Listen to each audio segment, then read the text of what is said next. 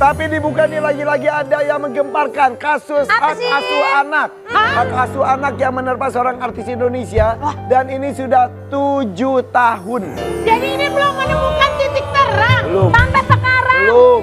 7 tahun. Oh my God. Seperti apa sih? Yuk kita lihat. Ini dia tayangan.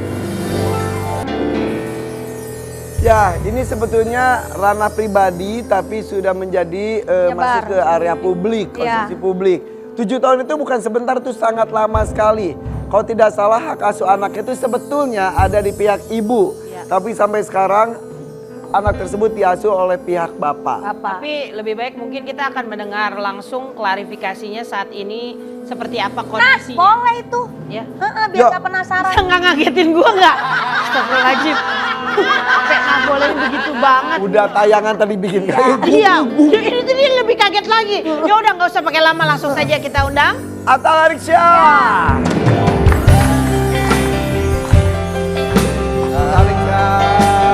Apa kabar, Mas Arik? Silakan. Silakan. Wih, ganteng banget sih. Oh iya.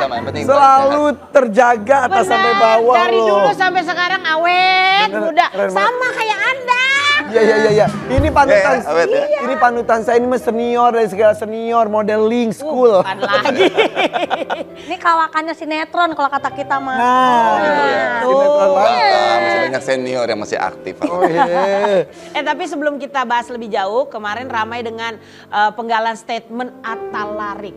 Nah, coba kita lihat. Kita lihat dulu seperti ya. apa penggalannya ya. Tania Marwah, tolong tanya sama anak-anak di sekolah.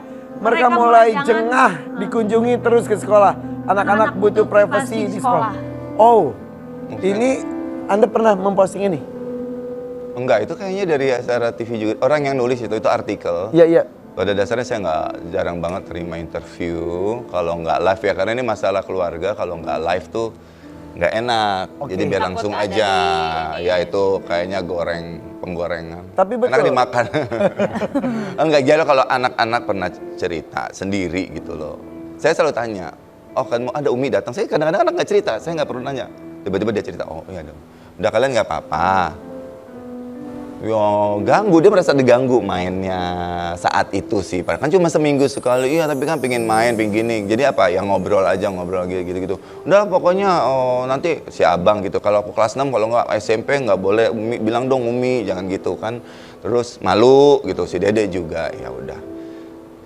Pada dasarnya, ya hak orang tua ya mau ngeliat anak di itu ya. Kembali lagi tapi mungkin caranya ketemu di sekolah bagaimana, yang gimana anak-anak supaya nggak jadi jengah, nggak jadi malu gitu loh. Ngambil momennya, kan nggak ada yang nggak ngasih izin. Saya sendiri membebaskan dari awal loh. Awal perpisahan di sekolah, dia selalu kalau ketemu memang nggak mau di rumah gitu loh. Jadi memang akhirnya kan cuma ada tempat di sekolah. Ya udah ketemu di sekolah. Sekolah juga akhirnya juga memberikan waktu dan tempatnya di sekolah. Iya kayak gitu. Ambil momen aja di sekolah yang tepat waktu saat Kenapa nggak pilih di rumah?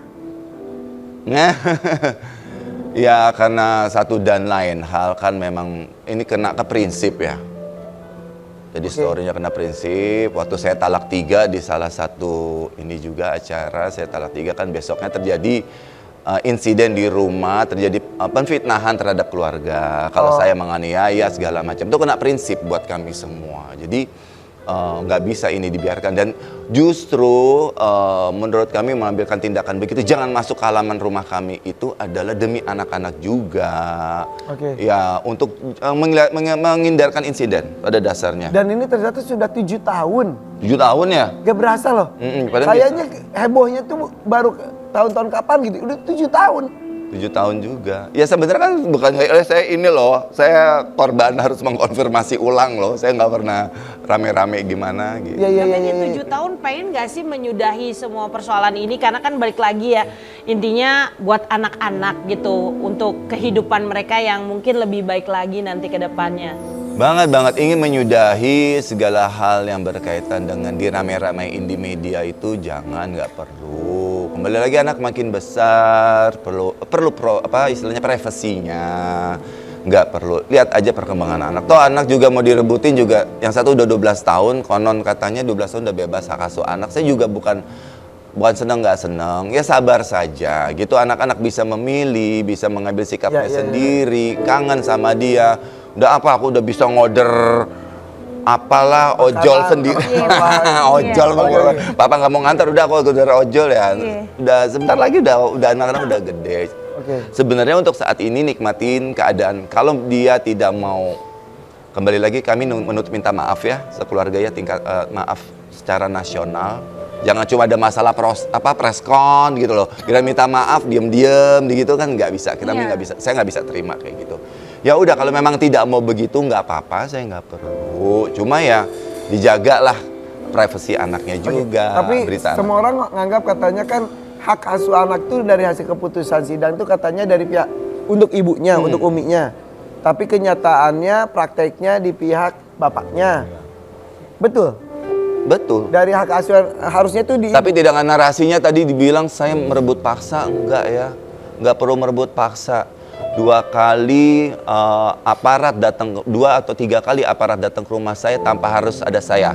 Saya tinggal umroh, tinggal syuting, bahkan terakhir memang saya sebagai warga negara harus patuh dan tata tertib hukum, yaitu eksekusi anak, pengambilan anak, saya tinggalin syuting. Emang ada saya? Enggak, saya mau ambil pasang, enggak.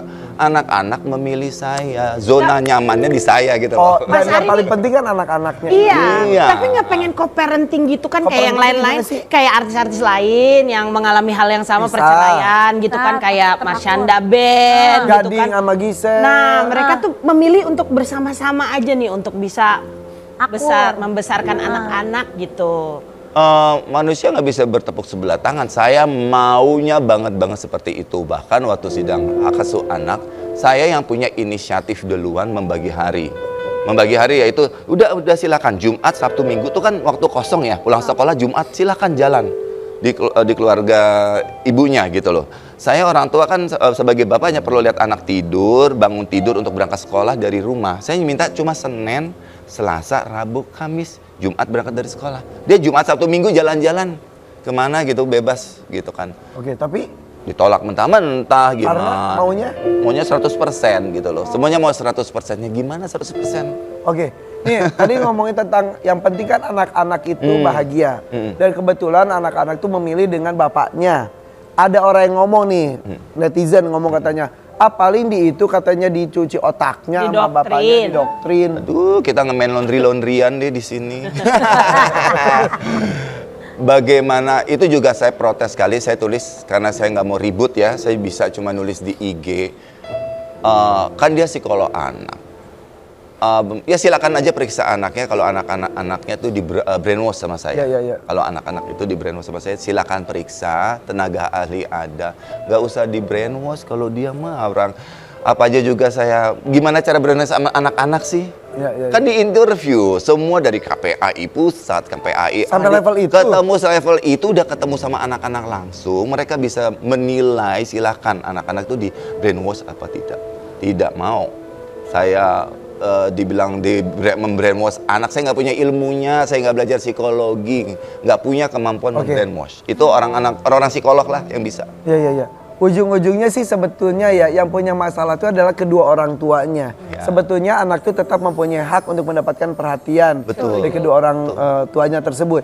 Tapi anak-anak sekarang nyamannya di bapaknya. Yang bikin nggak nyaman di sana kenapa sih? Tidak punya pengalaman itu sama sekali. Anak-anak itu nggak punya pengalaman di rumah. Dia nggak punya rumah ya. Saya nggak tahu punya rumah atau tidak secara pribadi. Kalaupun punya sekarang, anak-anak tuh nggak tahu. Di rumah kakek neneknya di sebelah sana, di keluarga ibunya, anak-anak itu waktu masih kecil-kecil sekali gitu loh. Jadi gimana sih kalau nggak kenal medan, tiba-tiba mau diambil, panik dong anak. Nggak usah di brainwash. Makanya waktu datang semua polisi, semua pada datang. Anak-anak mau diambil, dipindahkan gitu. Semudah itu kah?